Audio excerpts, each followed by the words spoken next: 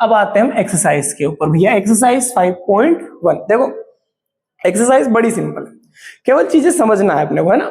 देखो पहला क्वेश्चन क्या है, which are the following statement are true, which are false, give reason for your answer. ठीक है भैया, रीजन भी देना है, देख ठीक है, रीजन भी देना है भाई, देख चलो रीजन दे देते हैं। Only one line can pass through a single point, तो भाई ये तो पॉसिबल नहीं है। आप ये बोलोगे कि मतलब एक रोड बनाया हमने जो पब्लिक रोड है, और रोड पे से क्या है, एक ही इंसान गुजर के जाएगा, ऐसा जरूरी थोड़ी ना है। वो जितने लोग कनेक्ट कर पाएंगे उस रोड से, जितने को काम पड़ेंगे वो निकलेंगे। पॉइंट ऐसे ही तो होता भाई, एक पॉइंट है तो इस पे से एक ही लाइन गुजर सकती है क्या भाई, इधर से भी तो गुजर सकती है, इधर से भी तो गुजर सकती है, इधर से भी तो गुजर सकती है, इधर से भी जा सकती है, इधर से भी जा सकती है। तो एक पॉइंट से भाई कितनी लाइनें गुजर सकती, infinite many lines can pass through a single point, ऐसा लिख देना इसका रीजन, ठीक है ना। तो इसका पहले वाले का तो कर देना फॉल्स, और मैंने बोल दिया there are infinite lines passing through a single point, ये लिख देना आप इसका आंसर, ठीक है। चलिए सेकंड में पढ़ते हैं, there are an infinite number of lines which pass through two distinct point. अरे एग्जाम याद करो 5.1, उसमें क्या बोला था कि जब टू डिस्टिंक्ट पॉइंट हो, यानी कि दो अलग अलग पॉइंट हो, तो उनसे तो एक ही लाइन गुजरती है। ये भाई साहब यहाँ बोल रहे हैं कि इनफाइनाइट में लाइनें गुजर जाएगी, कैसे गुजर जाएगी भाई, कैसे गुजर जाएगी, जरा देखो ना, देखो ना, देखो ना, ये दो लाइन, दो पॉइंट हैं, इनसे एक ही लाइन गुजरेगी ना, कैसे गुजरेगी मेरे को बताओ। स्ट्रेट नहीं रहेगी वो, उसको अगर आप गुजारना चाहोगे ऐसे थोड़ा सा करोगे ऊपर निकल जाएगी, इस साइड करोगे इधर निकल जाएगी, इस साइड करोगे ऊपर निकल जाएगी।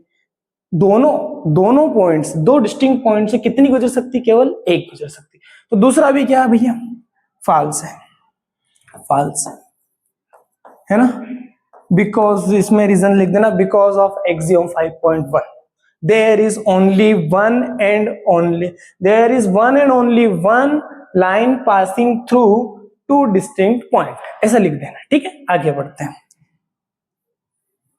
चलो मैं एडिट कर दूंगा, उसमें लाइन लिख दूंगा, मेरे को पता है तुम कब लिखोगे वो, ठीक है कोई बात नहीं बेटा, है ना मेरे प्यारे बच्चे। अगले बढ़ते हैं, a terminated line can be produced indefinitely on both side. बिल्कुल, एक टर्मिनेटेड लाइन को अभी हमने पोस्टुलेट में पढ़ा था कि टर्मिनेटेड लाइन को दोनों साइड जितना चाहें उतना हम क्या कर सकते हैं भैया, टर्मिनेट कर सकते हैं, बढ़ा सकते हैं ना। चलिए आगे बढ़ते हैं, if two circles are equal, दो सर्कल इक्वल है, दो सर्कल कैसे हैं इक्वल, दो सर्कल कैसे इक्वल है, दो सर्कल कैसे हैं इक्वल हैं, then their radius are equal, तो भाई होगी ना।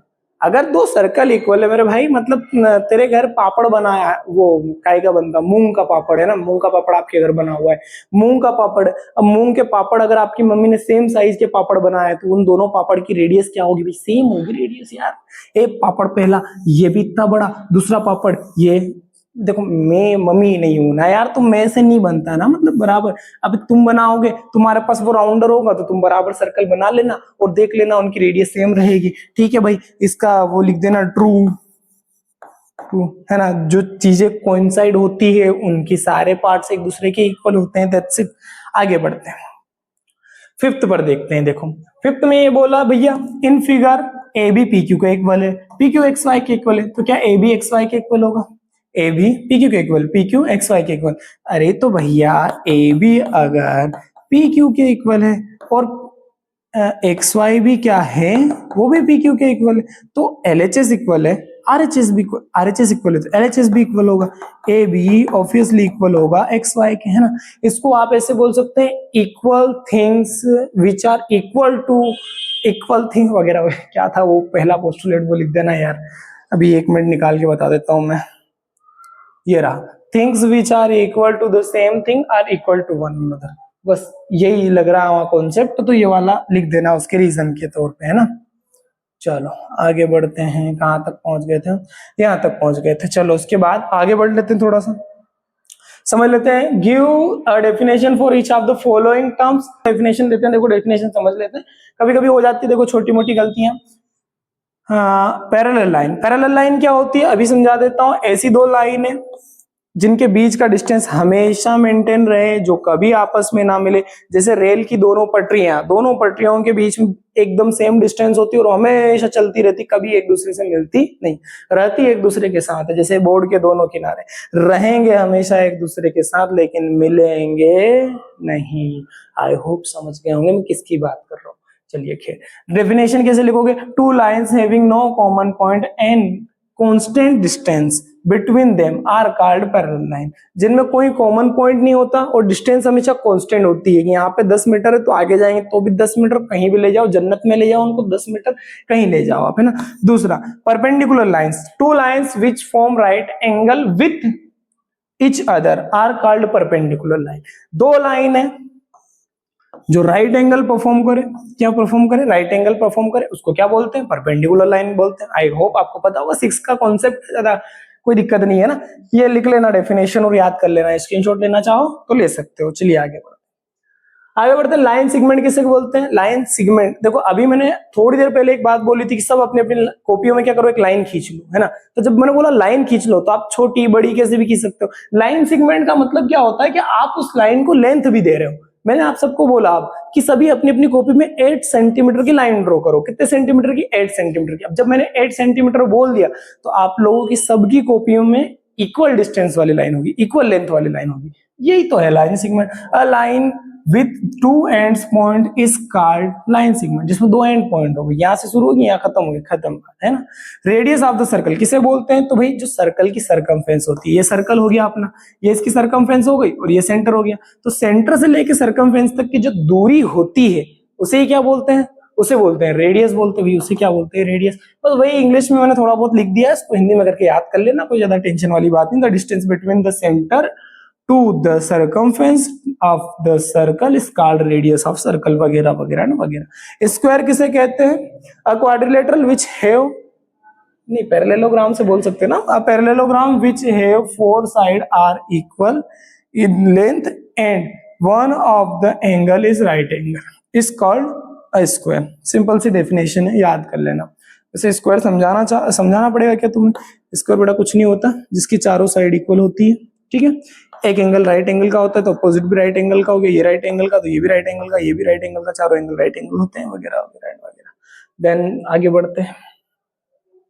देखो तीसरे क्वेश्चन में क्या बोला, consider two postulate given below. ये जो 2 पोस्टुलेट दिए हैं उनको कंसिडर करो और बाकी इसका क्वेश्चन ये यहां से है, आपको इसमें से पढ़ लेना है।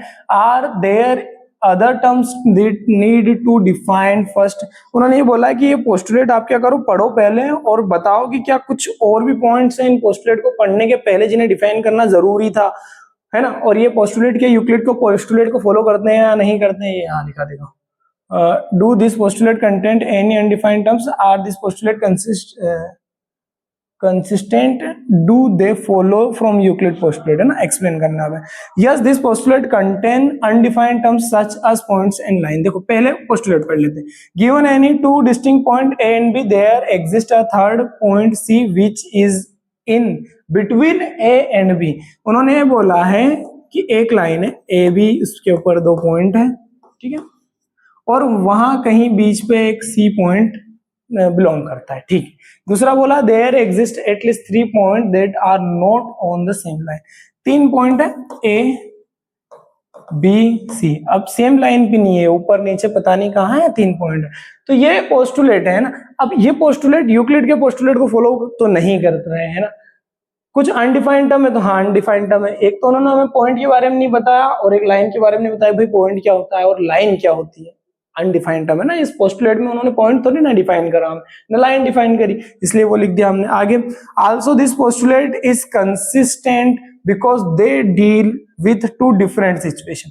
ये कंसिस्टेंट है क्यों, क्योंकि दोनों में डिफरेंट सिचुएशन डील हो रही है। इसमें ये बोल रहे हैं कि एक ही लाइन पे है तीनों, ए सी और बी तीनों एक ही लाइन पे, और दूसरे में क्या बोल रहे हैं, ए अलग है, सी अलग है और बी अलग है, तीनों एक लाइन के ऊपर नहीं है ना। हालांकि बनाना चाहोगे 2 एक लाइन पे हो जाएंगे, तो कुल मिला के दोनों में सिचुएशन अलग है, इसलिए ये क्या है, कंसिस्टेंट है। And the given postulate are not follow Euclid postulate. और ये जो दोनों पोस्टुलेट दिए, क्या इनमें से कोई भी पोस्टुलेट यूक्लिड के पोस्टुलेट में है क्या, भाई नहीं है, तो ये फॉलो नहीं करते यूक्लिड के पोस्टुलेट को, है ना। आगे क्या लिखा है, but they follow from the axiom given two distinct points there is a unique line that passes through them. जब भी 2 डिस्टिंक्ट पॉइंट की बात करी जाए तो एक यूनिक लाइन ही उनसे पास होती है, वो चाहे AC पॉइंट हो या AB पॉइंट हो, ठीक है। चलिए आगे बढ़ते हैं। वैसे कुछ खास था नहीं, पर फिर भी रह गया होगा इसमें डाउट, तो अब देखो मैं सिंपली बोलूँ क्या, कुछ खास हार्ड चैप्टर है नहीं समझ में आए ये लिखो, रटो, लिख दो एग्जाम में, अलग हटाओ, फालतू इतना लोड लेने की जरूरत है नहीं। देखो भाई कुछ समझने लायक चीजें हैं उन्हें हमें समझना है। जैसे कि ये क्वेश्चन को देखो, if point C lies between two points A and B such that A C is equal to B C, then prove that A C is half of A B, explain by drawing the figure. चलो figure draw कर लेते हैं भैया। उन्होंने ये बोला है कि इस पे 3 पॉइंट है, एक ए है, एक बी है और एक सी है। अभी मेरा सी मिड पॉइंट में नहीं है ना, इसको मिड पॉइंट बनाता हूं, ठीक है। चलो थोड़ा बहुत वो स्केल्स देख लेना अब देखो उन्होंने बोला कि ए सी बी सी के इक्वल है, ए से सी तक की डिस्टेंस बी से सी तक की डिस्टेंस इक्वल है, मतलब सी मिड पॉइंट है।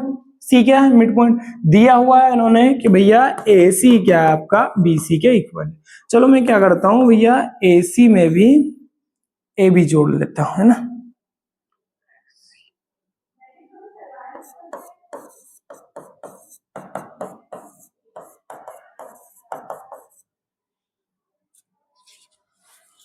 दोनों साइड क्या करा मैंने भैया, ए बी जोड़ लिया। अरे सॉरी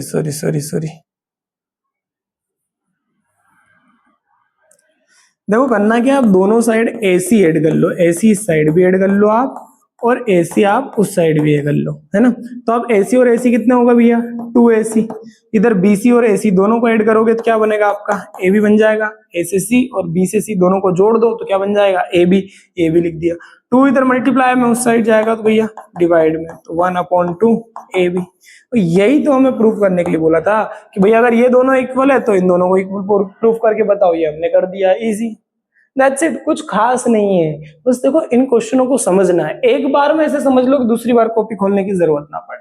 चलिए फिफ्थ क्वेश्चन पे बढ़ते हैं। फिफ्थ में ये बोला है, in question 4 point C is called the mid point of line segment A B. मतलब जो फोर्थ क्वेश्चन था उसके अंदर आपने क्या करा था कि भैया ए और बी 2 पॉइंट हैं और सी को आपने क्या बोला था, मिड पॉइंट बोला था, ठीक है। That's it. Prove that every line segment has one and only one mid point. तो हमें ये प्रूव करना है कि जो भी लाइन सेगमेंट हो उसमें केवल एक ही मिड पॉइंट होता है। अरे यार वैसे तो ये समझने वाली बात है, कोई लाइन है तो उसका मध्य बिंदु यानी कि बीच में एक ही पॉइंट आएगा ना, बीच में 4 पॉइंट तो आ नहीं सकते, फिर भी इन्होंने बोला है तो प्रूव कर देते हैं। सी है तो मान लो यहाँ पे डी लिख लेते हैं, ये डी लिख लिया मैंने ना, कि ये डी भी मिड पॉइंट है ना। Let C and D are the mid point of AB। AB के मिड पॉइंट, तो क्या मैं ऐसा लिख सकता हूं कि AC is equal to half of AB, क्योंकि वो मिड पॉइंट है। C क्या है, AC क्या है, मिड पॉइंट। C है मिड पॉइंट है तो A से C तक की डिस्टेंस पूरी लेंथ की आधी होगी क्योंकि मिड पॉइंट है। वैसे ही AD, क्योंकि D भी मिड पॉइंट है, D भी क्या है, मिड पॉइंट, तो AB के बीच में आ रहा है D। तो अगर मैं AD का वो कर दूं, AD को ऐसे लिख सकता हूं ना कि AD भी जो है वो हाफ है AB का। अगर C मिड पॉइंट है तो वो भी AB का हाफ है, और अगर D मिड पॉइंट है तो AD भी AB का हाफ है। अब यहां से देखो आप इक्वेशन फर्स्ट और ये रही इक्वेशन सेकंड, तो इनसे हम ये कंक्लूजन निकाल सकते हैं by equation first and equation second. पहली इक्वेशन AC मिड पॉइंट था इसलिए वो AB का आधा था, AD मिड पॉइंट था तो वो AB का क्या था, आधा था। RHS इक्वल है तो LHS क्या होगा भैया, इक्वल AC इक्वल होगा AD के। बट जब हम यहाँ देख रहे हैं तो हमने तो D इधर लिया था, AC इधर। तो कहने का अर्थ ये है कि AC और AD इक्वल कब आएंगे, जब D और C दोनों एक ही पॉइंट होंगे। दोनों क्या होंगे, एक ही पॉइंट। या तो इसको D नाम दे दो या तो इसको C नाम दे दो। तो ये प्रूव हो गया कि भैया एक जो लाइन सेगमेंट होता है उस लाइन सेगमेंट में मिड पॉइंट कितने होते हैं, तो केवल one and only one mid point होता है। दैट्स इट, इसके अलावा कुछ नहीं है। चलिए आगे बढ़ते हैं, अब छठे क्वेश्चन की ओर बढ़ते हैं। सिंपल सा क्वेश्चन है, in figure 5.10 AC is equal to BD, then prove that AB is equal to CD। हमें क्या दिया है कि भैया जो AC है वो BD के इक्वल है। प्रूव क्या करना है, AB is equal to CD। AB को किसके प्रूव करना है, CD के इक्वल प्रूव करना है। चलिए कर लेते हैं ना। टू प्रूव भी लिख देता हूं मैं, इसको गिवन दैट में लिख देना, थोड़ा क्या है डिजाइन डालते रहना चाहिए, तो उससे क्या होता है कि मतलब नंबर अच्छे मिल जाते हैं। टू प्रूव लिख देते हैं भैया। टू प्रूव में हमें प्रूव करना है कि A B is equal to C D. चलिए पहले इसको लिखते हैं, A C is equal to B D. A C को आप क्या लिख सकते हैं, ए से सी तक की डिस्टेंस को A B plus B C, तो इसको लिख सकता हूं मैं ए बी प्लस में B C is equal to B D. B से डी तक की डिस्टेंस को भी क्या लिख सकते हैं, बी सी प्लस में C D, B C plus में सी डी, है ना। ये ए बी इस साइड है, बी सी प्लस का उस साइड आएगा तो माइनस का सी डी, और यहाँ पे एक बी सी तो ऑलरेडी अवेलेबल है, बी सी प्लस का उस साइड गया तो माइनस का बी सी, बी सी से बी सी कट गया, ए बी किसके इक्वल आ गया भैया। क्या यही प्रूफ करना था, क्या यही प्रूफ करना था, ये हमें दिया था, ये हमें प्रूफ करना था, हमने कर दिया, दैट्स इट। सिंपल सा क्वेश्चन है, कुछ नहीं करना है, बस अंडरस्टैंडिंग का काम है ना। चलिए आगे बढ़ते हैं। अब बढ़ते हैं हम 5.1 के 7th क्वेश्चन पे। लास्ट क्वेश्चन इज एक्सरसाइज का, why is axiom 5 in the list of Euclid axiom considered a universal truth. Note that the question is not about the fifth postulate. Fifth axiom की बात कर रहे हैं, किसकी बात कर रहे हैं, फिफ्थ एक्सियोम की। चलिए अपन फिफ्थ एक्सियोम पर चलते हैं, पहले एक्सियोम पर चलते हैं। फिफ्थ एक्सियोम, फिफ्थ एक्सियोम क्या कह रही है भैया कि the whole is greater than the part. ये एक यूनिवर्सल ट्रूथ क्यों है भाई, यूनिवर्सल ट्रूथ इसीलिए कि यूनिवर्स में किसी भी चीज को उठा के देखो, पूरे ब्रह्मांड से धरती छोटी, पूरी धरती से धरती के उपस्थित देश छोटा है, पूरे देश से एक राज्य छोटा, पूरे राज्य से एक जिला छोटा, पूरे जिले से एक गांव छोटा। वो उस चीज से समझ जाइए कि जो पूरा होता है उससे उसका एक पार्ट हमेशा छोटा होता है ना, ये चीज ध्यान रखना हमेशा। चलिए तो ये हो गए हमारे सभी क्वेश्चंस, और ये हो गए हमारे एक्सरसाइज 5.1 भी जो है पूरी तरह कंप्लीट। तो आई होप आप अच्छे से सारे क्वेश्चन समझ गए होंगे। अगर आपको किसी क्वेश्चन में कुछ डाउट हो तो कमेंट सेक्शन में कमेंट कर दो, मैं उसका वीडियो सोल्यूशन आपको प्रोवाइड कर दूंगा। Thank you so much.